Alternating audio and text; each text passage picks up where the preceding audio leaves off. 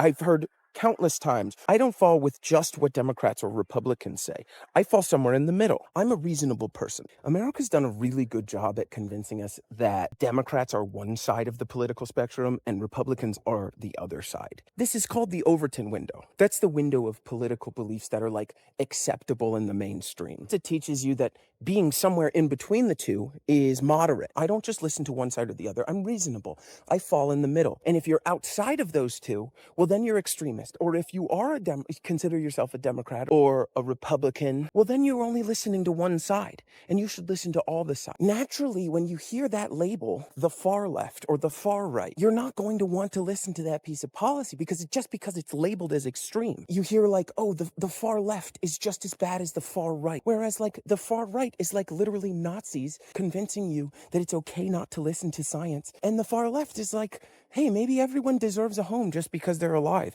Maybe everyone deserves the basic human necessities. Maybe we shouldn't just let corporations do whatever the fuck they want and dump whatever pollutants they want into our water and our air and make our earth completely unlivable. It makes it seem more reasonable to fall in the middle of the two parties. If you look on an international scale, Democrats are actually somewhere near the center of like a left versus right ideology, and Republicans are pretty far right. So if you fall in the middle of those two categories, you're still pretty right on a political spectrum, and I think this makes sense. Both of the parties are capitalist parties. They don't do anything to actually implement fundamental change that would actually help people. You should consider Democrats and Republicans. You should consider things that are outside of that window. It's hard to go farther right than Republicans at this moment because they're basically testing the waters of fascism with both feet. And let me be clear. When I say you should consider all perspectives on an issue, I am not saying that you should give every perspective equal weight. When one of those perspectives aligns with scientific consensus, which is an idea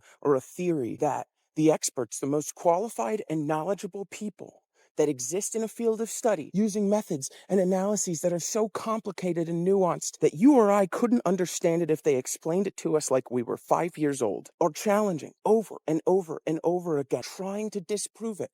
And they are unable to do so. And the other perspective aligns in saying you don't have to listen to science or experts because sometimes they can be bought. You can choose which truths to accept.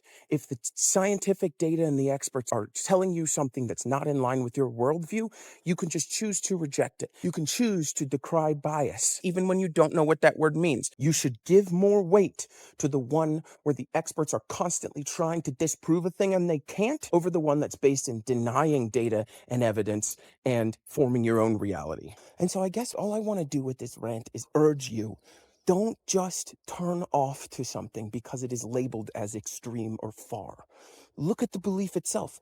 Ask for pros and cons. Ask for statistical evidence. Ask what the consensus of experts is on that policy or on a political belief. Has this been implemented somewhere? How did it go? Don't just go, well, that's far left and that's just as bad as far right. Don't let the labels tell you how to feel. Let the policy and the foundation of the policy tell you how to feel.